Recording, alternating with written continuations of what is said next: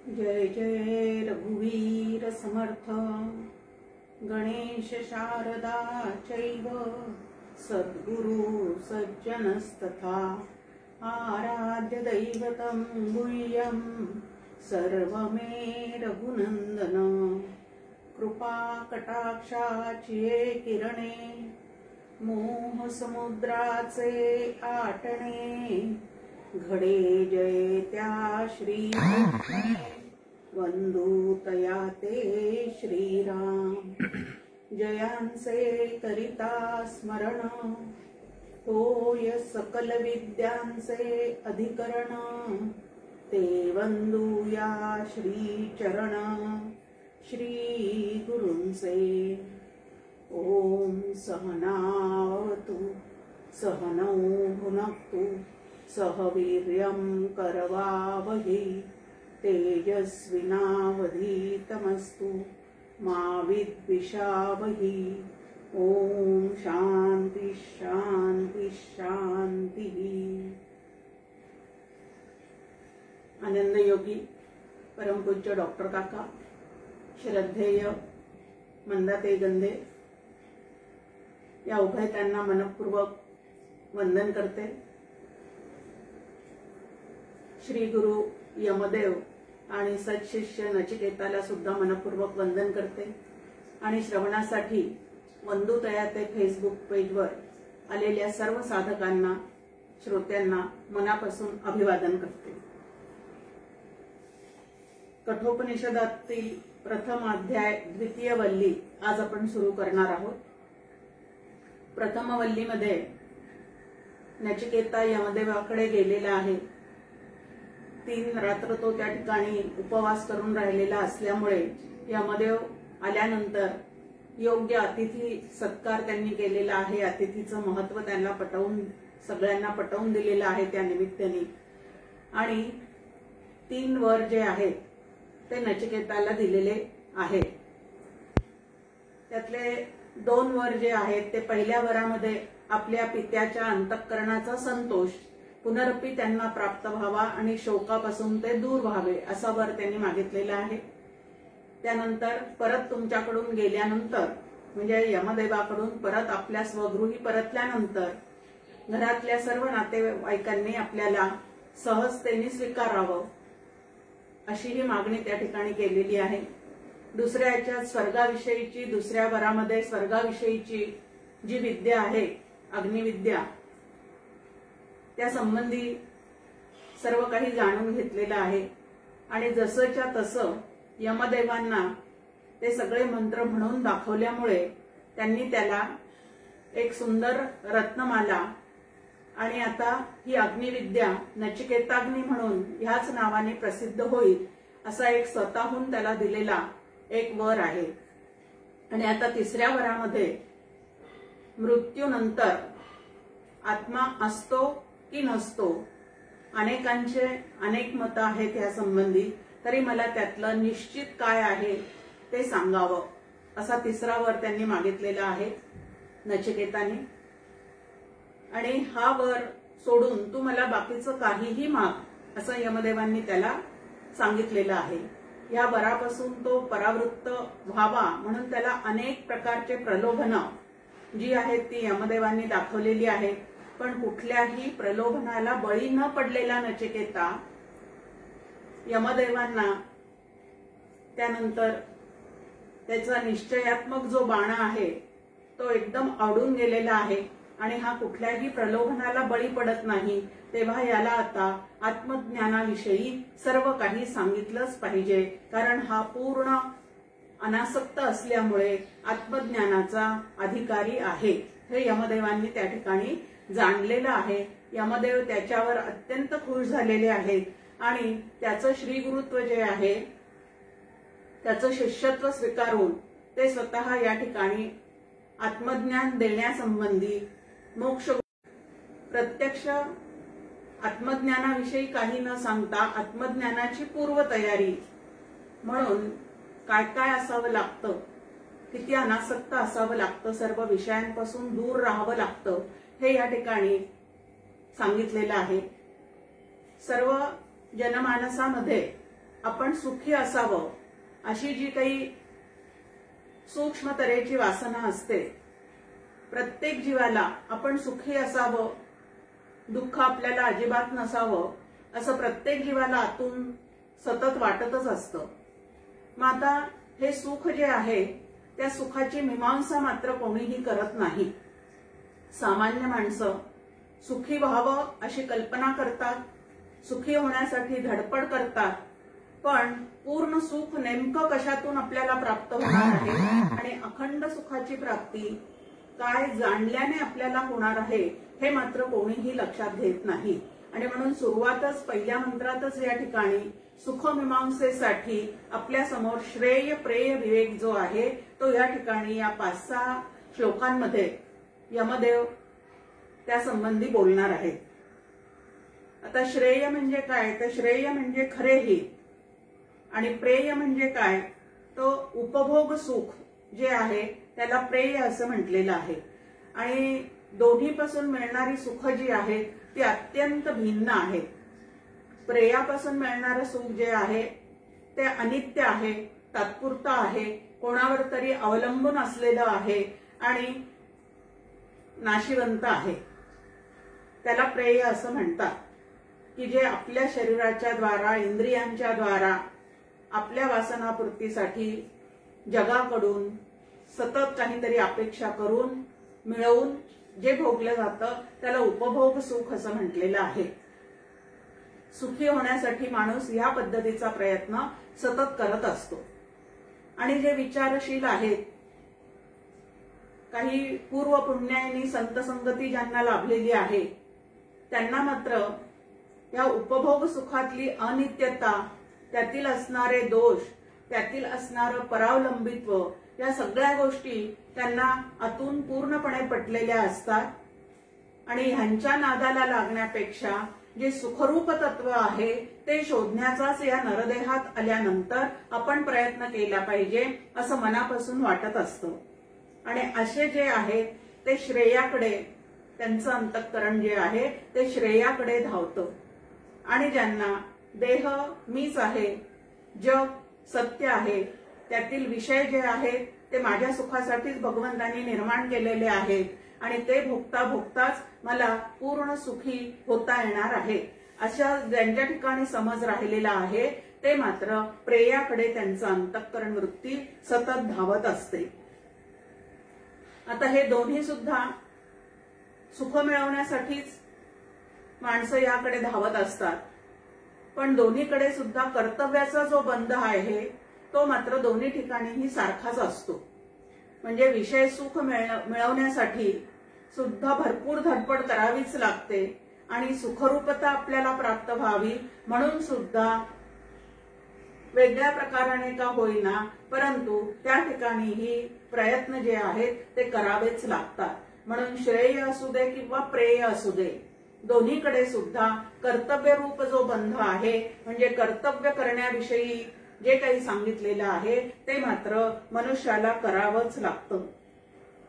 पण श्रेयाच्या मार्गाने जो जातो त्यातले कर्तव्य जो चोखपणे पार पाडण्याचा प्रयत्न करतो तो हळूहळू सुखरूप मीच आहे या अनुभवापर्यंत पोहोचतो आणि आनंदाचे डोही आनंद तरंग ह्या पद्धतीचा अनुभव जो आहे तो त्याच्या चित्ताला अखंड त्या ठिकाणी उपभोगायला मिळतो. अखंड आनंदाने जगण्याची जी कला आहे ते श्रेय या विवेकामध्ये आहे आणि प्रेय जे आहे जो ते स्वीकारतो तो काम या पुरुषार्थाला पूर्ण करण्याच्या नादामध्ये मोक्ष हा पुरुषार्थ जो आहे तो मात्र पूर्णपणे विसरून जातो. त्या पुरुषार्थाला तो मुक्तो. अर्थ आणि काम एवढ्या दोनच गोष्टी त्याच्या डोक्यात असतात आणि त्याच्या मागे धावपळ करता करता त्याचं पूर्ण आयुष्य जे आहे ते आयुष्य सरून जातं. या ठिकाणी म्हटलंय जीवा यमाचा घोरू तोची नचिकेत्या गुरु पंचविषया अनादरू करिता तेणे, की ज्या यमदेवाची सर्व जीवांना खूप भीती वाटते तोच यमदेव जो आहे तो मात्र नचिकेताला मोक्ष गुरु म्हणून लाभलेला आहे. आणि हा लाभ त्याला केव्हा झालेला आहे? तर एवढी प्रलोभनं दाखवल्यानंतर सुद्धा हा कुठल्याच प्रलोभनाच्या मोहाला बळी पडत नाही. पंचविषयाची अनासक्ती त्याच्या चित्तामध्ये पूर्णपणे दाटलेली आहे आणि हा आत्मज्ञानाचा पूर्ण अधिकारी आहे. असं ज्या वेळेला यमाच्या लक्षात आलं तेव्हा यमदेवांनी श्री गुरुत्व जे आहे ते त्याच्या बाबतीत स्वीकारलेलं आहे. यम म्हणे जे जे श्रेय तयासी अतिभिन्न प्रेय उपाय आणि अपाय जैसा असे श्रेय आत्म्याचे हितासी प्रेय ते देहभोगासी दोही बांधिती मनुजासी कर्तव्य रूपे. की श्रेय आणि प्रेय असे एकमेकात बेमालव मिसळून जे आहे ते आपल्या समोर या ठिकाणी येत असतं. परंतु जे विवेकी लोक आहेत ते राजहंसासारखा विवेक करतात.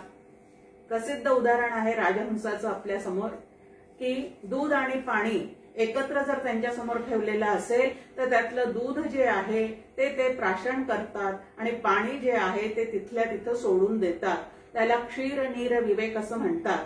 आणि असा विवेक ज्याच्या चित्तामध्ये उदय पावलेला आहे तो श्रेयाची निवड करतो आणि प्रेय जे आहे त्याकडे दुर्लक्ष करतो. देह तादात्म्य ज्या ठिकाणी आहे, देहाच्या साह्याने सर्व सुख भोगता येतात असं ज्या ठिकाणी गैरसमज निर्माण झालेला आहे त्या ठिकाणी प्रेयाकडे त्यांचं अंतःकरण धावत राहतं. 100 लोकांपैकी जवळजवळ 95च्या वर लोक जे आहेत ते या प्रेयाकडे धावणारे असतात आणि फारच कमी असणारे ज्यांच्या चित्तात सात्विक बुद्धीमुळे विवेक जागृत झालेला आहे ते मात्र प्रेयाचा त्याग करून श्रेयाकडे म्हणजे आत्महिताकडे, त्यातच आपलं कल्याण आहे, त्यातच नरदेहाचं सार्थक आहे हे सगळं संतांचं सांगणं मनावर बिंबवून घेऊन ते श्रेयाचा मार्ग जो आहे तो स्वीकारतात. या दोन्हीही ठिकाणी कर्तव्यरूप कर्म जे आहे ते मात्र करावेच लागतात असं सांगितलेलं आहे. आता विषय भोग घेण्यासाठी अर्थप्राप्ती करावी लागते. सुखसोयींनी युक्त असणाऱ्या वस्तू घरामध्ये आणायच्या असतील तर पैसाही तितकाच लागतो. मग तो पैसा मिळवण्यासाठी कष्टही तितकेच लागतात. म्हणजे इकडं सुद्धा सतत काहीतरी उद्योग करतच राहावा लागतो. त्यावेळेला सुखसोयींनी युक्त वस्तू घरात आणता येतात. अर्थार्जनासाठी त्यांना अपार कष्ट करावे लागतात आणि ते त्यालाच कर्तव्य असं मानत राहतात. आता इकडं ज्यांनी श्रेयाची निवड केलेली आहे त्यांना सुद्धा कर्तव्यरूप बंध आहे. पण तो कर्तव्यरूप बंध त्यांचा कुठला आहे?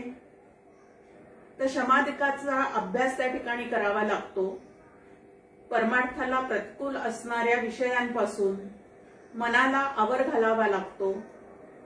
परमार्थाला प्रतिकूल असणाऱ्या विषयांपासून इंद्रियांना सुद्धा आवर घालावा लागतो.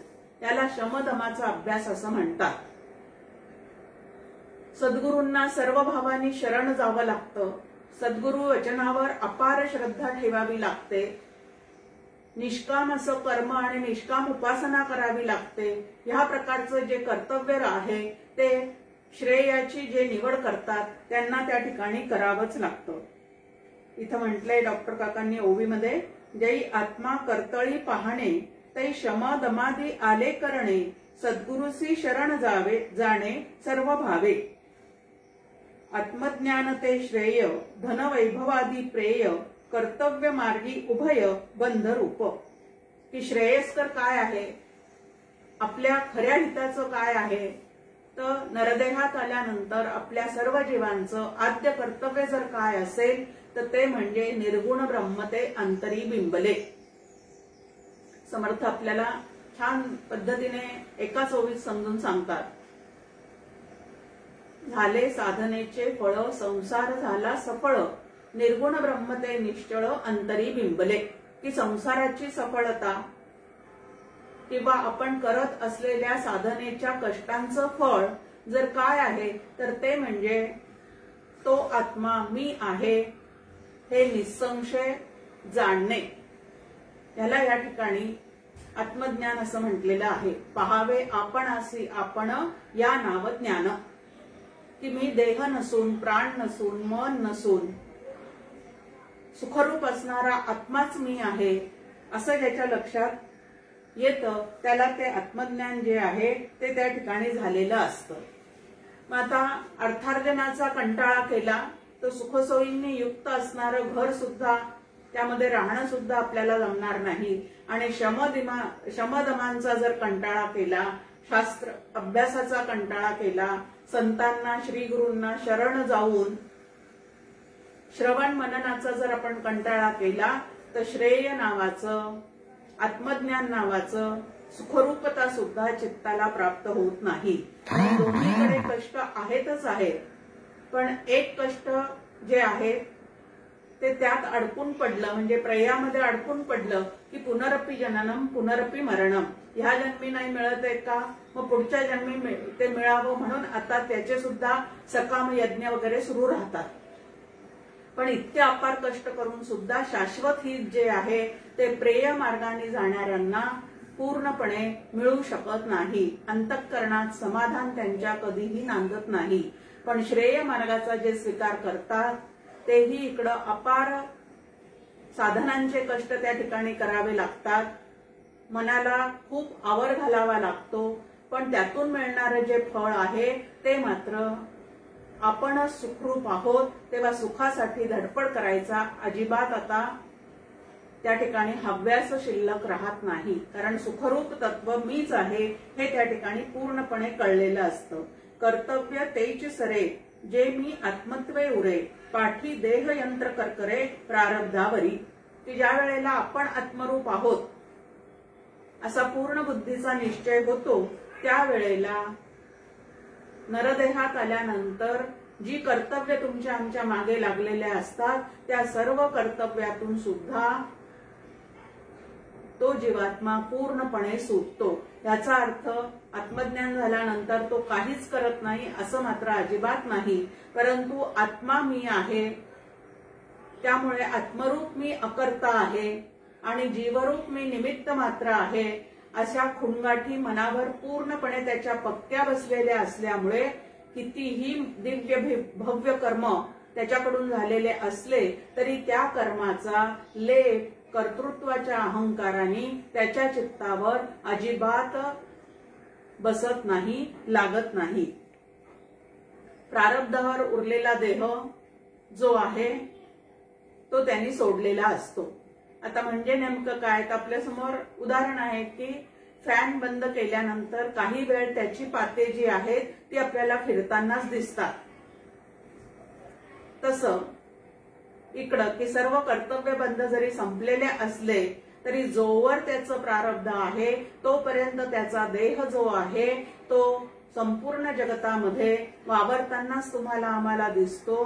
पण या ठिकाणी त्याचा भाव कसा असतो, आता उरलो उपकारा पुरता, स्वतःसाठी म्हणून काहीही करण्याचं त्याचं शिल्लक राहिलेलं नसतं. समर्थ सुद्धा प्रार्थनेमध्ये म्हणतात, दास म्हणे आम्ही केले पावलो, की जे काय नरदेहात येऊन करायचं होतं ते सगळं आम्ही केलेलं आहे आणि त्याचं आत्मज्ञान रूपी फळ सुद्धा पूर्णपणे आम्हाला मिळालेलं आहे. पण तरी सुद्धा देहाचं प्रारब्ध शिल्लक असेपर्यंत मार्गाधारे वर्तावे, विश्व हे मोहरे लावावे ह्याप्रमाणे किंवा तरतेन बुडो नैदावे हा विचार करून त्यांचा देह जो आहे तो कार्यरतच राहिलेला दिसत असतो, परंतु त्याचा लेख मात्र त्यांना अजिबात लागत नाही. म्हणून श्रेयज्ञानी गूढ विवेकी होय आरूढ, प्रेय झपाटी मूढ अदूरदर्शी, की त्याचं आत्मज्ञान होणं हे अत्यंत अवघड आहे. कारण बुद्धीच्या गुहेत दडून बसलेला जो आत्मा आहे तो प्रत्यक्ष तळहातावरच्या आवळ्याप्रमाणे जाणणं हे अत्यंत कठीण आहे. शास्त्रशुद्ध विचारांची आणि संतांची संगत दोन्हीही बरोबरीने आतमध्ये चालू राहिल्याशिवाय आपल्याला आत्मज्ञानाविषयीचं काही सुद्धा आकलन होऊ शकत नाही आणि म्हणून त्याला गूढ असं म्हटलेलं आहे. परंतु विवेकाच्या जोरावर जो हा आत लपलेला आत्मा शोधून काढण्याचा प्रयत्न करतो तो विवेकावर आरूढ होतो आणि कितीही कठीण असलं तरी हे अशक्य नाही हे लक्षात ठेवून सतत प्रयत्नशील राहतो.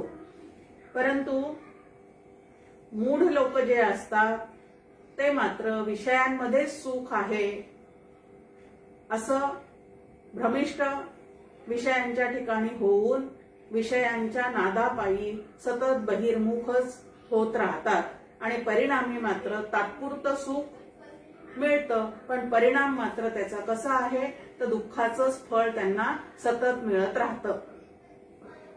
इंद्रियांनी भोगलेलं सुख हे तिथल्या तिथं मिळत असल्यामुळे तेच खरं आहे असं त्यांना वाटतं. पण ज्या वेळेला इंद्रियांची क्षमता कमी कमी होत जाते, आता इंद्रियांची क्षमता कमी झालेली आहे पण चित्तातल्या वासना मात्र जर तशाच असतील तर त्या माणसाच्या फजितीला पारावार राहत नाही.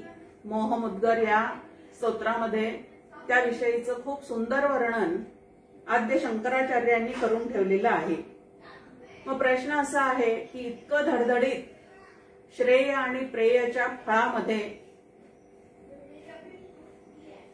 वेगवेगळे फळ दिसत असताना 95% लोक जे आहेत ते या प्रेयाकडेच का धावतात. तर जिथं ताबडतोब मिळतं, डॉक्टर काका गमतीने म्हणतात की 21व्या शतकाकडची वाटचाल कशी आहे. 21व्या शतकाकडची वाटचाल आत्ता पाहिजे, भरपूर पाहिजे, फुकट पाहिजे. आणि ह्या 3 गोष्टी जिथं असतात तिथं ते माणसं जे आहेत ते प्रेयाकडे सातत्याने धावत राहतात. पण विवेकी जो परंतु बुद्धी मांद्य म्हणजे मंद बुद्धीचे जे कोणी आहेत त्यांना मात्र इंद्रिय सुखामध्येच जीवन व्यतीत करावंसं वाटतं. वास्तविक पाहता नरदेहासारखी एक श्रेष्ठ योनी सोडली तर बाकी सर्व योनींमध्ये हे इंद्रियांचे सुख त्या त्या जीवांनी भोगलेले असतात. पण नरदेहाला मात्र त्याग योनी असं म्हटलेलं आहे की विचारांच्या साह्याने इंद्रियांच्या मिळणाऱ्या भोगांमध्ये किती सुख आहे, त्यामध्ये किती परावलंबित्व आहे, ते सत्य आहेत का अनित्य आहे, या प्रकारचा विचार करून आपल्याला आपलं अंतःकरण जे आहे ते श्रेयाकडे वळवता येऊ शकतं. पण मंदबुद्धीच्या लोकांना हा विचार जो आहे तो अजिबात पटत नाही. जे स्वहितासी जागते प्रिय सारिती परते श्रेयची घेती धीरते राजहंस. मगाशी आपण जे राजहंसाचं उदाहरण पाहिलं ते या ओवीमध्ये आपल्या समोर ठेवलेलं आहे की ज्या स्वहितासाठी जे जागृत झालेले आहे, खरं कल्याण कशात आहे, नरदेहाचं सार्थक कशात आहे, व्यक्तिमत्व विकासाचा परमोच्च बिंदू काय आहे, हे ज्यांनी लक्षात घेतलेलं आहे ते मात्र या प्रेयाला दूर सारतात आणि श्रेयाचा म्हणजे आत्महिताचा विचार करतात आणि श्रेयाकडे आपलं मन वळवण्याचा सतत प्रयत्न करतात. हा श्रेय प्रेय विवेक नीर क्षीर अचूक पुण्यवंत जाणी एक ऐक धनी मनाचा. की दूध आणि पाणी वेगळे करावे त्याप्रमाणे हा श्रेय आणि प्रेय विवेक जो आहे तो करून प्रेयाला दूर सारून श्रेयाची जो निवड करतो त्याच्या गाठी शुद्ध पुण्याई अनेक जन्मापासून त्यांनी साठवलेली असलीच पाहिजे. निष्काम कर्म आणि निष्काम उपासनेतून प्राप्त झालेलं शुद्ध पुण्य जे आहे ते त्याच्या गाठीला असतं आणि म्हणून ह्या प्रकारचा विवेक जो आहे तो त्याच्या चित्तामध्ये पूर्णपणे प्रगट होतो. या ठिकाणी नचिकेताची स्तुती 3ऱ्या मंत्रामध्ये यमदेवांनी परत एकदा केलेली आहे. यमदेव म्हणे नचिकेता धन्य तुझी बुद्धिमत्ता मानिले न पुत्रवित्ता जाणतेपणे. की हे नचिकेता तुझी बुद्धी जी आहे ती वयाने जरी तू लहान दिसत असलास तरी बुद्धीने मात्र तू अत्यंत महान आणि श्रेष्ठ आहेस. कारण लहान वयातच तुझ्या मनामध्ये हा विवेक प्रगट झालेला आहे आणि प्रेयाकडे धावणं म्हणजे नेमकं काय आहे. स्त्री पुत्र धन संपत्ती घर दार लौकिकातला मान सन्मान ह्याच्या मागे धावणं याला प्रेयाकडे धावणं असं म्हणतात. आणि ह्यामध्ये असलेलं सगळे दोष तू या लहान वयातच जाणलेले आहेस आणि तुला कितीतरी प्रलोभनं दाखवलेले आहेत. अप्सरा दाविली पाठी, टाळिली भोगांची अटाटी, जये भोगे होय भेटी लक्ष जन्मा. ते अप्सरा तुला देतो, सुंदर स्त्रिया तुला देतो, त्यांच्याकडनं तू भरपूर सेवा करून घे असं तुला मी सांगितलं, तरी सुद्धा आता हे भोग सुद्धा अनेक जन्म व्यवस्थित सकाम कर्म ज्यांनी केलेले असतील त्यांनाच ह्या स्वर्ग सुखाचा सुद्धा अधिकार प्राप्त होतो. मग असं तुला ते प्राप्त होत असताना सुद्धा तू त्याच्याकडे पाठ फिरवलेली आहेस आणि तीही अत्यंत लहान वयात. भोगे कदा न तृप्ती, ते भोगोनिया न सरती, आयुष्य जाई दिनराती नाना द्वंद्वी. या भोगामुळे त्याच्याकडेच आकर्षित झालेल्या मनाला सतत द्वंद्वाचा सामना जो आहे तो त्याला करावा लागतो. म्हणजे तो स्वतः सतत द्वंद्वामध्ये अडकलेला असतो. मनासारखं झालं तर सुख, मनाविरुद्ध झालं की दुःख. हे सुख दुःखादी जे द्वंद्व आहेत ते त्याला सारखे छळत असतात. कारण या भोगांमुळे कधी तृप्ती जी आहे ती होऊ शकत नाही. उदाहरण आहे आपल्या समोर की एखादा अग्नी जिथं पेटलेला आहे त्या अग्नीला जर शांत करायचं असेल तर त्यामध्ये अजून एक वाळलेली काडी जर आपण टाकत गेलो तर तो अग्नी शांत होण्याऐवजी अधिकाधिक भडकतच राहतो. पण त्या अग्नीवर जर पाण्याचा शिडकावा केला तर मात्र तो शांत होऊन जातो. तसं या भोगांच्या ठिकाणी आहे. ते भोगूनच संपवावेत असं ज्याला वाटतं तो त्या भोगामध्ये जास्तीत जास्त अडकत जातो, रुतत जातो. पण शमदमाचा जो अभ्यास करतो तो मात्र त्याच्यापासून दूर होऊ शकतो. बहुतेक सर्व लोक जे आहेत या ठिकाणी म्हटलंय की जास्तीत जास्त लोक जे आहेत ते कसे आहेत तर गुप्त असणाऱ्या त्या आत्मज्ञानाचा मार्ग न धरता समोर दिसणाऱ्या सुखालाच सर्वस्व समजून त्याच्यामध्ये अडकून पडणारे आहेत. 3 प्रकारच्या ईशना त्या लोकांना सतत छळत असतात. दारेशना, लोकेशना आणि पुत्रेशना अशा 3 ईशना म्हणजे 3 प्रकारच्या जबरदस्त इच्छा. मनासारखी कांता असावी, मनासारखे पुत्र असावेत आणि सर्व जनमानसामध्ये माझा सन्मान होत राहावा. या पद्धतीच्या इशना ज्या आहेत त्या त्यांच्या मनात घर करून बसतात आणि ते पूर्ण करण्यासाठी आयुष्यभर त्या जीवाची जी काय आहे ती आटाआटी करत राहतो. आणि तुकाराम महाराज तरी आपल्याला सांगतात, जो मान इच्छिल तो अपमान पावेल. की ज्याला मान सन्मानाची इच्छा मनामध्ये शिल्लक राहिलेली आहे त्यालाच अपमानाचं दुःख जे आहे ते भोगावं लागतं. आता हा मान आणि सन्मान नेमका कोणाचा होतो आणि कशामुळे होतो? मान आणि सन्मान जो आहे तो प्रारब्धात असेल तरच होऊ शकतो. त्यानंतर आपल्याकडून घडणारे कर्म सत्कर्म असतील तर होऊ शकतो. पण आपण करत असलेले कर्म सगळ्याच लोकांना भावतील असंही होऊ शकत नाही. काही जण त्याचा सत्कारही करू शकतात आणि काही जण त्या कर्माचा तिरस्कार सुद्धा करू शकतात. त्यामुळे या सगळ्या गोष्टी ज्या आहेत धन, मान, पैसा, बायका मुलांचं सुख हे सगळं प्रारब्धावर अवलंबून आहे. मनात वाचिरे पूर्व संचित केले तया सारिखे भोगणे प्राप्त झाले. जे काय संचित आपण करून ठेवलेलं आहे त्यातलाच काही भाग प्रारब्धाच्या रूपाने आता भोगासाठी आपल्या समोर आलेला असतो. काकांचे एक छान ओवी आहे, मनुष्य कर्माने बांधला प्रारब्धे असे तयाचा निर्माता तोच झाला बोल नाही. की त्याचा निर्माता तोच झालेला आहे. त्यामुळे इतरांच्या नावाने आरडाओरडा करण्यामध्ये आपला वेळ जो आहे तो उगीच खर्च करू नये.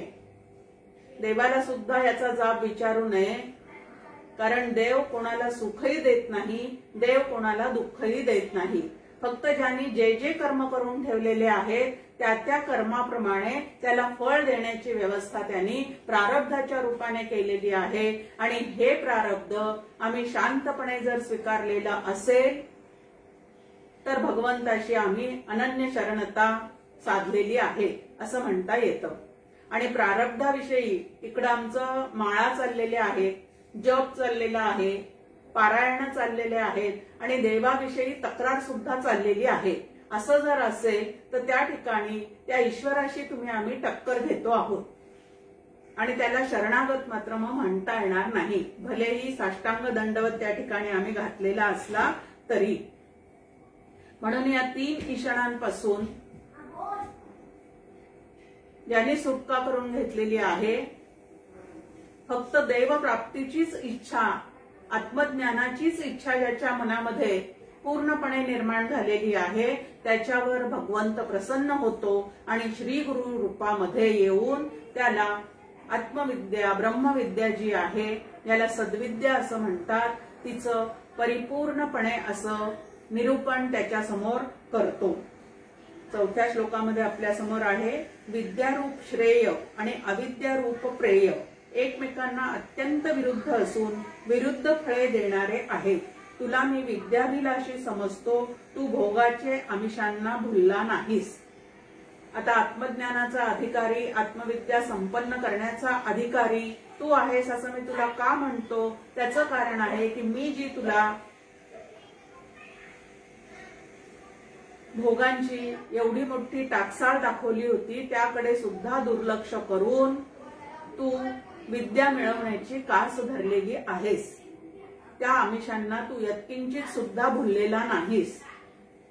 आता साधकाने कसं असावं याचं मार्गदर्शन जे आहे ते या श्लोकाच्या माध्यमातून आपल्याला लक्षात येतं. नाहीतर दोन्ही डगरीवर हात ठेवून श्री गुरुदेवा आता तुमच्याकडे आलेले आहोत, आता डोक्यावर हात ठेवा आणि आम्हाला मुक्त करा असं म्हटल्याने ही मुक्ती तुम्हाला आम्हाला प्राप्त होणार नाही. तर श्री गुरु मार्गदर्शन करणार आहेत.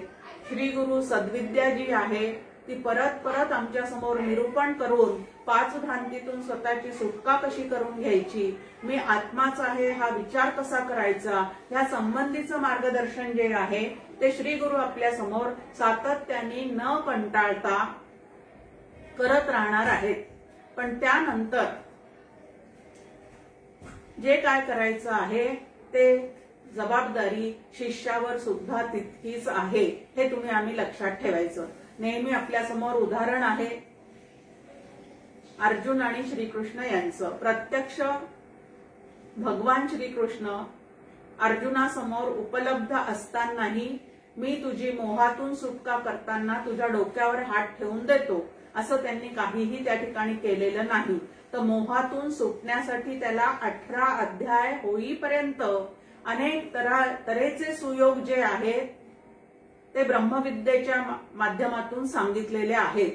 आणि त्यानंतरही आता तुला योग्य जे वाटेल ते कर असं परमात्मा श्रीकृष्णाने अर्जुनाला सांगितलेलं आहे. त्यावरूनच आपण लक्षात घ्यायला पाहिजे की विचारधन देणं जे आहे ते श्री गुरूंच्या अधिकारातलं आहे, पण शिष्यानी स्वतःचा सुद्धा अधिकार वाढवला पाहिजे आणि श्री गुरूंनी दिलेली विद्या स्वतः जवळ जतन करून त्या त्या प्रसंगी योग्य ती विद्या उपयोगात आणण्याचा सुद्धा प्रयत्न केलाच पाहिजे. नाहीतर समर्थ आपल्याला म्हणतात, विद्या उदंडची शिकला परी प्रसंग मान सुकतची गेला, तरी मग तये विद्येला कोण पुसे. व्यवहारातही आपण पाहतो की परमार्थाच्या वाटेने जे जाणारे कोणी दिसतात त्यांच्यावर समाजाचं अगदी बारीक लक्ष असतं. आपले मुलं बाळ सुद्धा आपल्याला विचारतात, लहानपणापासून जर आपण श्री गुरु केलेले असतील, म्हणजे मुलं लहान असतानाच आपल्याला श्री गुरूंची प्राप्ती झालेली आहे, आपण अनेक शिबिरांना जातो, आपण अनेक ग्रंथ वाचतो आणि तरी सुद्धा आपल्या स्वभावामध्ये जर शांती, तृप्ती, समाधान यातलं काहीच दिसत नसेल तर तुम्ही परमार्थ करून काय साधलेला आहे असा प्रश्न आपलेच मुलं आपल्याला विचारू शकतात. म्हणून परमार्थाच्या वाटेने जो जातोय त्याचं स्वतःवर, स्वतःच्या वागण्यावर, स्वतःच्या अंतःकरणातल्या विचारांवर अतिशय बारीक लक्ष जे आहे ते त्यांनी ठेवायला शिकलं पाहिजे. इथं म्हटलंय की श्रेय प्रेय हे भाव ते दक्षिणोत्तर ध्रुव, तिमिरा उजेडी खेव कैसे निपडे. एकदम दोन्ही विरुद्ध आहेत. श्रेय आणि प्रेय जे आहेत एकामध्ये आत्महित आहे आणि दुसऱ्यामध्ये आत्मघात आहे. समर्थ त्याला आत्महत्यारा म्हणतात की नरदेहासारखा मोठं घबाड लाभल्यानंतरही जो नरदेहात आल्यावर आत्मज्ञानाचा प्रयत्न करत नाही तो जणू काही देहात असताना स्वतःची आत्महत्या करतो. आणि म्हणून हे दोन्ही दोन टोकाचे आहेत. दोन्हीचे फळ एकदम वेगळे आहेत. उजेडाला अंधाराची मिठी पडणे शक्य नाही. जिथं उजेड आहे तिथं अंधार असणे शक्यच नाही. त्याप्रमाणे जिथं श्रेय आहे तिथं प्रेयाचा विचार नाही आणि जिथं प्रेय आहे तिथं श्रेयाकडे दुर्लक्ष होऊन जातं. आता या दोन विद्या आहेत. एक श्रेयाची विद्या म्हणजे श्रेय आपलं हित साधन साध्य करून देणारी विद्या आणि एक लौकिकातलं सुख आपल्याला देणारी विद्या. आता श्रेय जी आहे त्याला सुखरूपिणी विद्या असं या ओवीमध्ये डॉक्टर काका म्हणतात आणि प्रेय जी आहे तिला मात्र सर्पिणी अविद्या असं म्हटलेलं आहे. आता सर्पाच्या ठिकाणी विष असतं आणि त्याचा डंख जर आपल्याला झाला तर त्या ठिकाणी मरणाशिवाय दुसरा पर्यायच राहत नाही. म्हणून या ठिकाणी श्रेय सुखरूपिणी विद्या, प्रेयती सर्पिणी अविद्या, डाकिनी दंतिनी कृत्या जीवा छळी.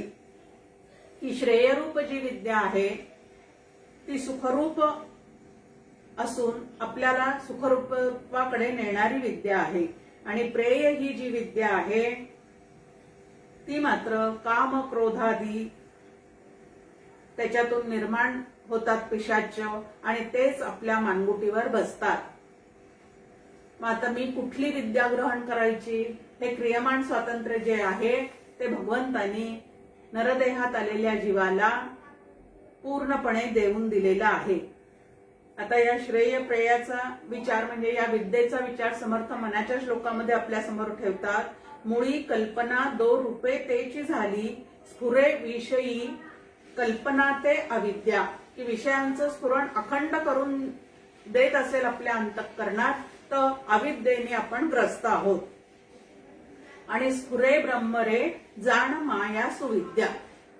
दोन्हीही मायेचीच रूप आहेत पण एक आपल्याला सुखरूपत्वाकडे नेणारी आहे आणि दुसरी आपल्याला दुःखाच्या खाईत लोटणारी आहे. भगवंताच्या मायेच्या दोन शक्ती असं शास्त्र आपल्या समोर मांडतं. एकाला मोह शक्ती म्हणतात आणि एकाला ज्ञान शक्ती असं म्हणतात.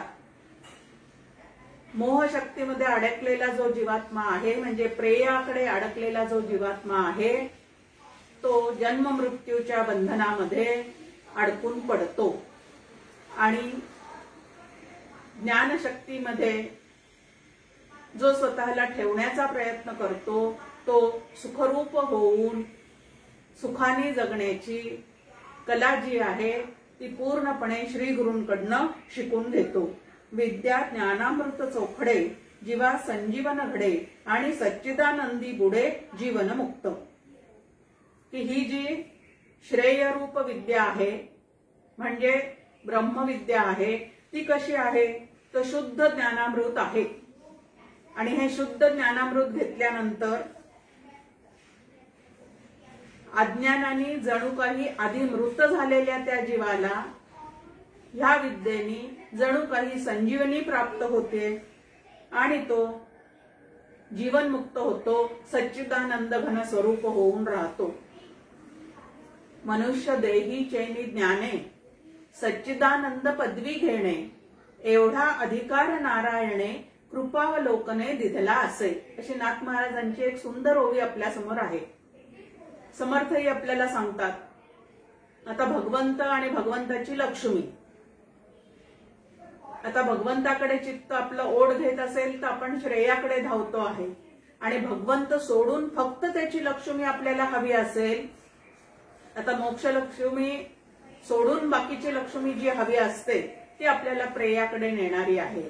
आणि भगवंताजवळची मोक्ष लक्ष्मी आपल्या जर सतत घ्यायचा प्रयत्न केला तर ती मात्र आपल्याला श्रेयाकडे नेणारे आहे. आणि समर्थ आपल्याला सांगतात, बुद्धीने सर्वही होते, बुद्धिदाता नारायणू, आधी तो आपुला कीजे, लक्ष्मी चरणी वसे. की त्या भगवंताला आपलंसं करा. मग लक्ष्मी त्याला सोडून राहतच नसल्यामुळे ती सहजच तुमचं आमचं रक्षण करण्यासाठी, म्हणजे अन्न वस्त्र निवाऱ्याची सोय करण्यासाठी ती सहजच भगवंतासोबत आपल्याकडे येणारच आहे. पण जे प्रारब्धाने मिळणारं आहे त्याच्यासाठी माणूस प्रयत्न जास्ती करतो, आणि जे प्रयत्न साध्य आहे ते मात्र प्रारब्धावर ढकलून मोकळा होतो. अहो, प्रारब्धात असेल तर आमचा परमार्थ पूर्ण होईल, प्रारब्धात असेल तर सज्जनगडला जायला मिळेल, त्या पद्धतीचे बोलणी आपण किती जणांची तरी ऐकतो. प्रारब्धात असेल तर अमेरिकेला जायला मिळेल, प्रारब्धात असेल तर काश्मीरला जायला मिळेल असं मात्र आपण म्हणत नाही. तर त्या ठिकाणी जाण्यासाठी मात्र भरपूर प्रयत्न जे आहेत ते आम्ही करत राहतो. म्हणजे ज्यासाठी प्रयत्न पाहिजेत त्या ठिकाणी प्रारब्धावर ते लोटतो, आणि जे प्रारब्ध प्राप्त आहे त्यासाठी मात्र नाहक प्रयत्न करत राहतो. आणि ह्यालाच खूप मोठा अविवेक असं म्हटलेलं आहे. आता या ठिकाणी अविद्येला समर्थ डॉक्टर काका विषकन्या म्हणतात. अविद्या विषकन्या जाणा, भुलवी करोनिया खुणा, आलिंगणी आणि मरणा तडफडोनी. विषकन्या म्हणजे आपल्याला माहिती आहे की रोज थोडं थोडं विष खाऊन खाऊन तिला त्या पद्धतीचं केलं जातं, आणि तिच्या संगतीमध्ये जो येतो ती अनेक हावभाव करून त्याला भुलवत राहते, त्याला आलिंगन देते, आणि राग द्वेषामुळे तो स्वतःचं नुकसान करून घेतो, आणि त्याला तडफडून तडफडून मरण येतं. विषय ओढी भुलले जीव, कोण करील त्यांची कीव, असं तुकाराम महाराजांचं एक अभंग आपल्या समोर आहे. समर्थही आपल्याला सांगतात, विषयजनित सुखे सौख्य होणार नाही. करुणाष्टक रोज म्हणतो, त्यातले कितीतरी श्लोक तुम्हाला आम्हाला पाठ असतात, पण हा विवेक मात्र आपल्या चित्तावर बिंबवून घेण्यामध्ये आपण सगळेजणच कमी पडतो. आणि म्हणून इथं नचिकेताची परत एकदा स्तुती केलेली आहे यमदेवांनी. धन्य तू नचिकेता, तुवा विद्येसी वरता, झाली अविद्या पराभूता तेच क्षणी. की तू विद्येचा ज्या वेळेला सद्विद्येचा स्वीकार केलास त्याच वेळेला अविद्येचा तिथं तत्काळ काय झालेला आहे तर पराभव झालेला आहे. हे नचिकेता, तू अतिशय धन्य धन्य आहेस. श्री गुरूंकडनं शिष्याला असं काही ऐकायला मिळणं ह्या इतकं परमभाग्य ते दुसरं कुठलं असणार आहे. आपल्याला माहिती आहे की रामकृष्ण परमहंसांना सुद्धा अनेक शिष्य होते, पण त्यांना सर्वात जास्ती आनंद केव्हा झालेला आहे तर ज्या वेळेला विवेकानंदांसारखा शिष्य त्यांना लाभला, की जो मुळातच सर्व गोष्टीपासून अनासक्त आहे. अशा शिष्याची ज्या वेळेला त्यांना प्राप्ती झाली त्यावेळेला त्यांना अत्यंत आनंद झालेला आहे. मग विषयांमध्ये लडबडलेले सुद्धा अनेक शिष्य असतात. कधीतरी उद्दीपन भावामुळे अनुग्रह घ्यावासा वाटतो, घेऊन टाकतात, मोकळे होतात. परंतु प्रत्यक्षात मात्र विषयांचा छंद, विषयांचा नाद, विषयातली गोडी ह्यापासून मात्र अंतःकरण त्यांचं अजिबात दूर झालेलं नसतं. आणि परमार्थाचं हेच आहे की आपल्या अंतःकरणात नेमकं काय चाललेलं आहे. बाहेरून लोक आपल्याला काय म्हणतात ह्यापेक्षा आपल्या अंतःकरणात काय चाललेलं आहे ह्याचा जो मनापासून विचार करतो आणि तिथं आवर घालण्याचा प्रयत्न करतो त्याला साधक असं म्हणतात. साधकाची एक छान व्याख्या या ठिकाणी आपल्या समोर येऊन जाते. आता 5व्या आणि 6व्या श्लोकामध्ये या अविद्याग्रस्तांची दुर्दशा कशी होते, म्हणजे ही सर्पिणी रूप असणारी, विषकन्या असणारी अशी जी अविद्या आहे तिलाच जे आलिंगन देऊन बसतात त्यांची फजिती कशी होते ते या ठिकाणी सांगितलेलं आहे. की स्वतःला ते अतिशय बुद्धिमान समजतात. आता लौकिकामध्ये खरोखरीच अर्थप्राप्ती करून घ्यायची असेल तरी सुद्धा बुद्धी लागतेच, पण ही लौकिकातली बुद्धी जी आहे त्या बुद्धीचा त्यांना अभिमान चढतो. मूर्त अविद्याची आपण बळेची घेऊनी पंडितपण, मिरवती परोक्ष ज्ञान मूढ पुरुष. परमार्थाविषयीचं शब्दज्ञान त्यांनाही असतंच, परंतु आचरणामध्ये मात्र अजिबात काही नसतं. अशी जी फजिती आहे ती या ठिकाणी सांगितलेली आहे. समर्थांनी 2 समास दासबोधामध्ये आपल्या समोर ठेवलेले आहेत. एक मूर्ख लक्षण आणि दुसरं पडत मूर्ख लक्षण.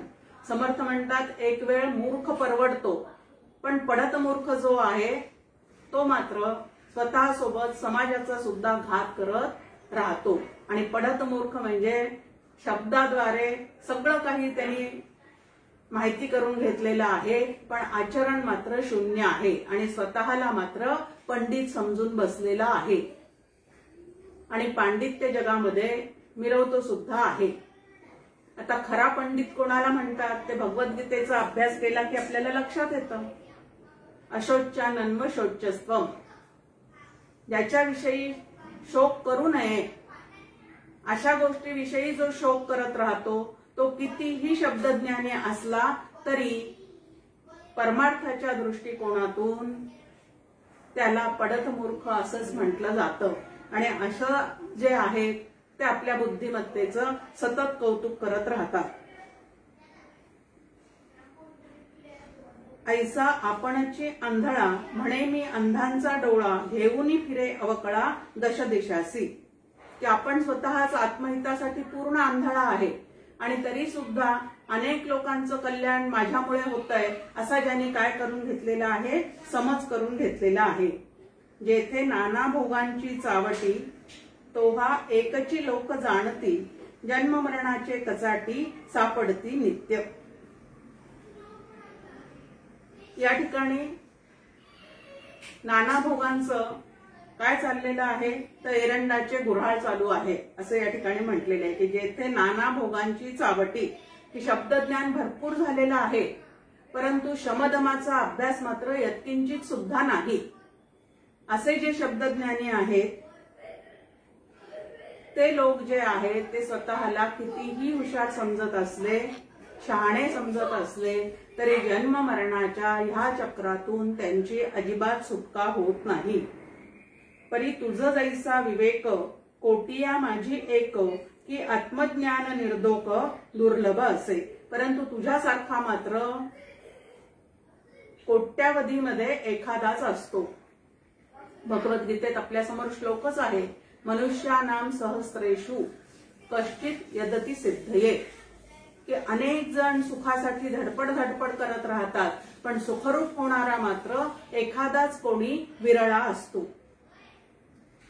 सुखरूप होणारा मात्र एखादाच कोणी विरळा असतो. आणि अशा विरळांमध्ये नचिकेता तू एक मला दिसतो आहेस. कारण हे निर्दोष असणारं जे आत्मज्ञान आहे ते अतिशय दुर्लभ आहे. बुद्धी सूक्ष्मग्राही असल्याशिवाय, अंतःकरण समाहित झाल्याशिवाय, अंतःकरणाची पूर्ण शुद्धी झाल्याशिवाय, शुद्ध पुण्याचे काही गाठोडी आपल्या पाठी असल्याशिवाय हे आत्मज्ञान होऊ शकत नाही. शब्दज्ञान अनेकांना होतं, पण प्रत्यक्षात अपरोक्ष असं जे ज्ञान आहे ते मात्र केवळ एखाद्यालाच होऊ शकतं. आणि असा जो कोणी एखादा आहे त्यामध्ये मी असावं असं डॉक्टर काका नेहमी म्हणतात. नाही तर हा श्लोक आधाराला घ्यायचा आणि म्हणायचं अहो त्या हजारात कोट्यावधी लोकांमध्ये एखाद्यालाच होऊ शकतं, त्यामध्ये आम्ही बापुडे कुठं बसणार आहे असं आपल्याला वाटून जातं आणि आपण स्वतःला त्याच्यापासून दूर करतो. पण असं न म्हणता त्या कोट्यावधीमधला असा जो कोणी एक आहे तो मी असावा असा मी जरूर प्रयत्न करेल. ह्या पद्धतीने जर आपण स्वतःला बदलवण्याचा प्रयत्न केला तर त्या नचिकेताचं भाग्य आपल्याला सुद्धा लाभू शकतं. आत्मज्ञान जे आहे ते अतिशय दुर्लभ आहे असं या ठिकाणी म्हटलेलं आहे. आता ह्याला दुर्लभ का म्हटलेलं आहे तर आत्मा ब्रह्म हे शब्द कोट्यावधी लोकांच्या कानावर सुद्धा पडत नाहीत. मग जाणणं तर दूरच, ते कधी ऐकलंच नाही तर त्याला जाणणार कसं काय आहे. आणि अनेकांना अनेक वेळेला ऐकून सुद्धा त्याचा जो लक्षार्थ आहे तो लक्षार्थ सुद्धा अजिबात लक्षात येत नाही. एक तर हजारो लोकांच्या हे कानावर पडत नाही, दुसरं अनेक लोक ते ऐकण्याचा प्रयत्न करतात पण त्याचा जो लक्षार्थ आहे, त्याचा जो दंश आहे तो कित्येकांना होतच नाही. त्यानंतर या 5 ज्ञानेंद्रियांना न जाणवणाऱ्या, त्यांच्या आकलनात न येणाऱ्या या आत्म्यासंबंधीचं विवरण करून तो तळहातासारखा आपल्यासमोर प्रत्यक्ष उभं करण्याचं जे शब्द सामर्थ्य आणि अनुभव सामर्थ्य आहे ते सुद्धा अनेक वक्त्यांजवळ असेलच असं नाही. त्या संबंधी बोलणारे खूप असतात पण वक्ता असावा साचार अनुभवाचा असा वक्ता सुद्धा अत्यंत विरळाच. वक्ता दशसहस्रेषु असं म्हटलेलंच आहे की 10,000 कोणी असा एखादा वक्ता असतो की जो ब्रह्मानंदे सदा डुल्लतू आणि शिष्य प्रबोधनी समर्थू ह्या पद्धतीचा असतो. शब्दज्ञानात पारंगत आहे, ब्रह्मज्ञानाचा अनुभव आहे आणि शिष्याला योग्य पद्धतीने साधना देण्याचा सुद्धा याला पूर्णपणे अधिकार प्राप्त झालेला आहे. असा वक्ता हा सुद्धा आश्चर्यवतच आहे. असा श्लोक भगवद्गीतेमध्ये 2ऱ्या अध्यायामध्ये आपल्या समोर आलेला आहे. इथं म्हटलेलं आहे की जरी एका घडे श्रवण तरी चित्त तयाचे मलिन, जे पापबुद्धी दारुण कळोने दी. की पूर्व पुण्याईने अनेकांना संतांच्या संगतीमध्ये श्रवण घडतं, पण असं श्रवण जरी घडत असलं तरी प्रत्यक्षात जर त्याचं चित्त मलिन झालेलं असेल, म्हणजे त्याच्या चित्तामध्ये जर विक्षेप नावाचा दोष असेल, चंचलता असेल आणि त्याला चुकीचे कर्म करण्याची सतत प्रवृत्ती होत असेल तर त्याच्या कानावर हे पडून सुद्धा त्याचं त्या आत्मतत्वाकडे लक्ष जात नाही. जानामि धर्मम नचमे प्रवृत्ती असं दुर्योधनाच्या तोंडचं वाक्य आपल्याला माहिती आहे. कोणा पापबुद्धी नसे, काही जणांच्या ठिकाणी पापबुद्धी नसते, अत्यंत सज्जन असतात, परंतु संशय चांचल्य असे तयाही तो न गिवसे श्रद्धाहीन. की काहींच्या ठिकाणी पापबुद्धी नसते, अत्यंत वागायला बोलायला सज्जन असतात, परंतु चित्त मात्र दृश्य जगताच्या सतत अनुसंधानामुळे ज्यांचं चंचल झालेलं असतं आणि आत्मतत्वाविषयीचे संशय जे आहेत ते ज्यांच्या मनात असतात, जगात वागायला चांगले असतात पण श्रद्धाहीन म्हणजे वेदांवर श्रद्धा नाही, गुरुवर श्रद्धा नाही, संत वचनावर श्रद्धा नाही, अशांना सुद्धा हे आत्मज्ञान होऊ शकत नाही. मग आत्मज्ञान कोणाला होऊ शकतं? जो निपुण आत्मनिरूपणी स्वये तो होऊन जाणी आणि दयाळू आत्मज्ञानी आश्चर्य एक. आणि ऐसा मिळता वक्ता आत्मज्ञ होय जो श्रोता, तोही दुर्मिळ निश्चिता आश्चर्य रूप. की असा वक्ता मिळणं दुर्लभम त्रयमे वैतत. मनुष्य जन्म मिळणं, मोक्षत्व असणं आणि महापुरुष संश्रयाचा म्हणजे मोक्षगुरूंचा लाभ होणं, या तिन्ही गोष्टी अत्यंत दुर्मिळ आहेत असा शंकराचार्यांचा एक श्लोक आपल्या समोर आहे. इथं म्हटलेलं आहे की असा साचार अनुभवाचा वक्ता मिळून म्हणजे मोक्षगुरूंचा लाभ होऊन आत्मज्ञानाची अत्यंत तळमळ लागणारा जो श्रोता तो ज्या वेळेला हे दोघं जण एकत्र येतात त्यावेळेला तोही दुर्मिळ निश्चिता आश्चर्य रूप, की हा योग जुळून येणं आणि मोक्ष गुरुला सत्शिष्याचा लाभ होणं हे सुद्धा अत्यंत दुर्मिळ आहे. समर्थांचे एक ओवी आहे, जैची क्षणी अनुग्रह झाला तेची क्षणी मुक्त झाला, बंधन काही आत्मयाला मानची नाही.